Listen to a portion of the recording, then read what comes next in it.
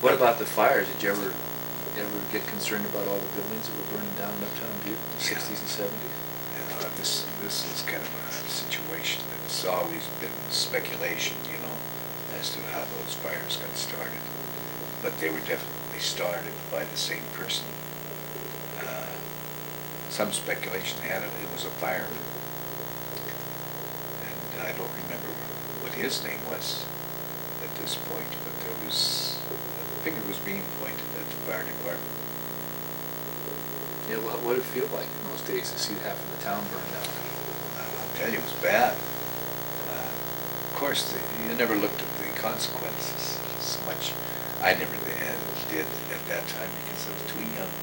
Everything to me in those years was inconsequential, But afterwards, I remember my kids buying me a book. It was called Memories of Butte.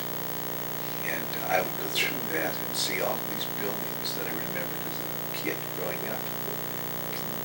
Buildings that are burned down, buildings that are destroyed, or taken out. And I would be so depressed after I would read through this thing that I'd just quit reading. I thought, this is terrible. Because there was so much of my life invested in Butte at that time.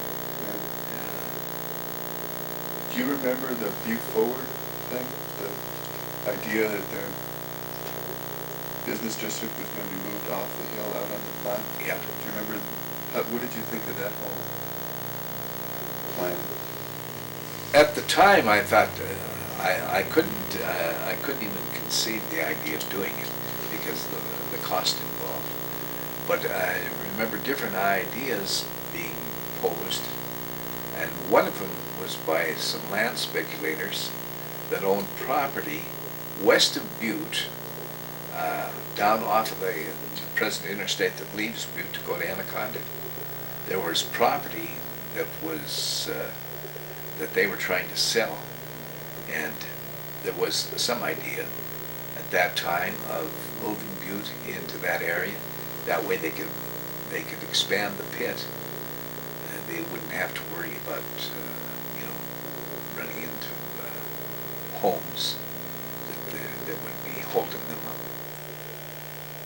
But nothing ever came of it. Of course, at that time there was an idea that was posed too that the airport would be in that part of the city, and down some midway between Butte, Anaconda, and Deer Lodge, and they would call it the Tri-Counties Airport.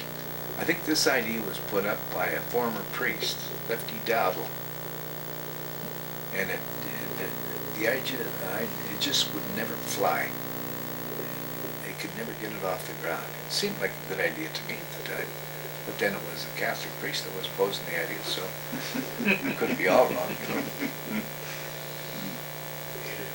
Well, who was Ambrose McGowan? Oh, Ambrose McGowan was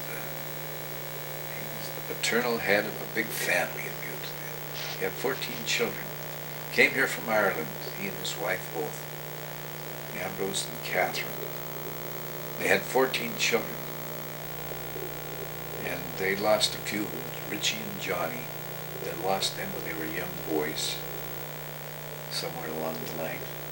But then they had others. They had Father Eddie McGowan, Willie McGowan,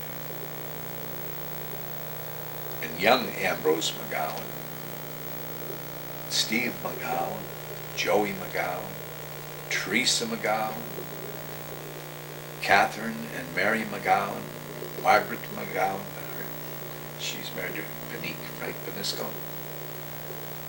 Yeah. But they're all mostly gone now. Steve is still living. Joey's the youngest died. Joey was my pal. Yeah. Now, how did Ambrose decide to heat his house? What was that all about?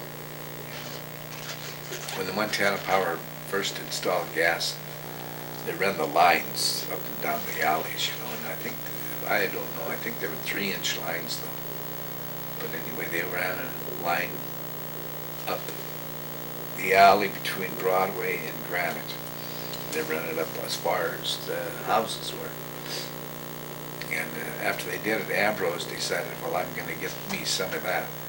And I don't know how he managed to do it, but he drilled a hole, a 7/8 inch hole, into this 3-inch line, and then put a 3/4 inch pipe into that hole and puttied around it.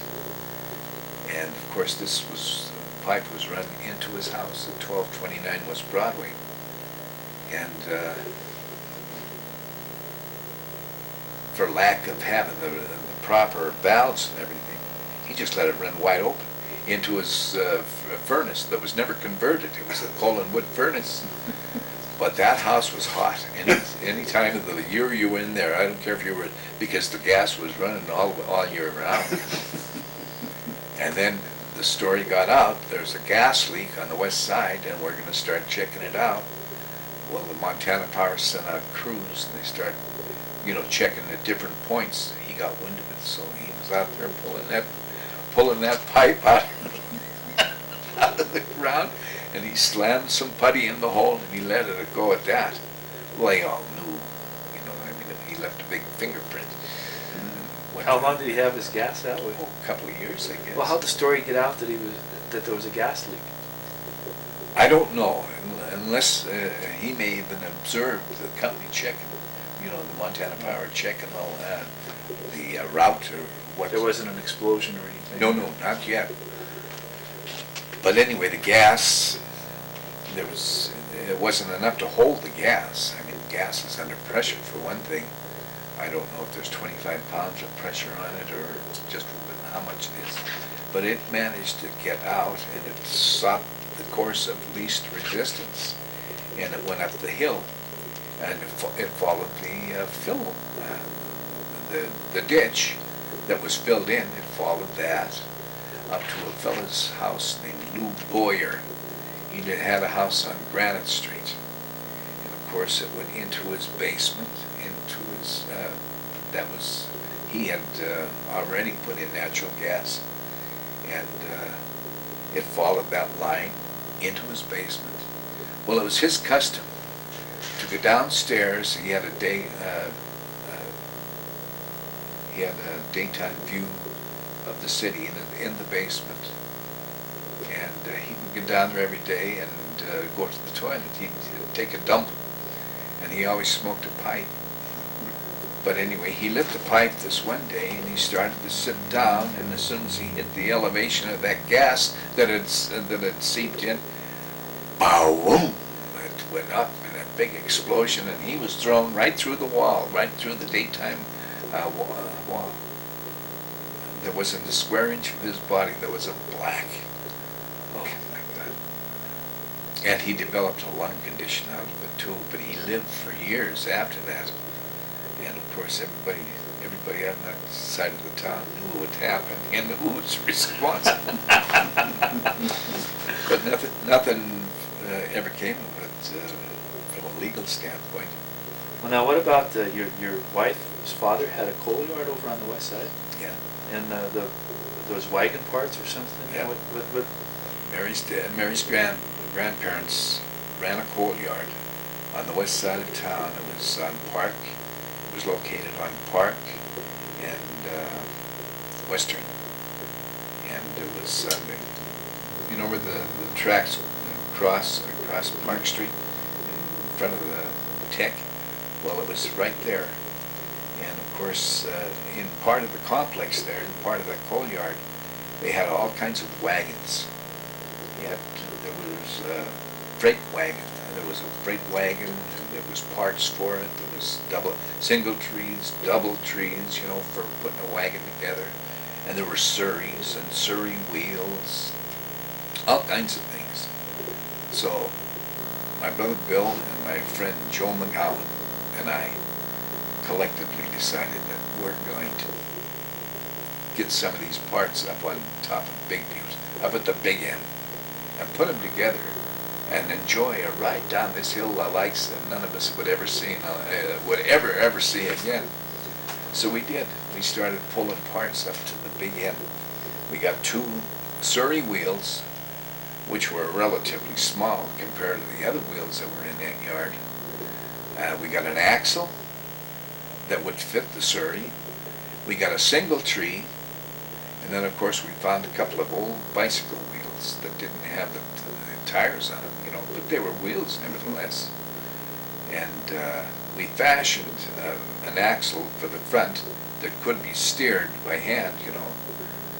And of course we tied ropes on, these would be clothesline ropes, on each side so that you could steer them this way. If you wanted to go left, you got that. If you wanted to go right, you go like that. And then we proceeded to collect the passengers that were going to take this great ride. And we managed to get Joe McGowan, my brother Bill and I, and there were Leo Jordan, who lived up about halfway up on the hill, and somebody else whose name escapes me at the moment. But anyway, we had nailed apple crate slats on top of the single trees so that there was some seats for us to sit on. And we all lined up like we were sitting when we were on a toboggan. And down that hill we came. And Joe McGowan was going to be the steerer. And he was, because he was pretty husky and strong as an ox. And he was coming down the hill and he'd hit a rock, you know, and up it would go. Finally he started hitting the big rocks, and ping! There goes Leo Jordan. And a little further on, ping! And there would go Bob Driscoll. I was second one off, I think. And then Bill was the third. Finally, the only one left was Joe McGowan. He saw himself heading for my Aunt Fritz's, the back of my Aunt Fritz's home. And they had a big cement garage. It was cement sides and a cement top on that was used for a patio. And he was heading for that. So he decided that he was going to bail. And he bailed, and that thing hit the corner of that garage. It never budged in the garage, but it made kindling out of those left. We were always doing something like that. We'd take tires up there. I'm almost ashamed to mention this. We'd take tires up there and light them on fire and then roll them down the hill. And my Aunt Fritz would see them coming, and she knew who was involved. She knew who was involved.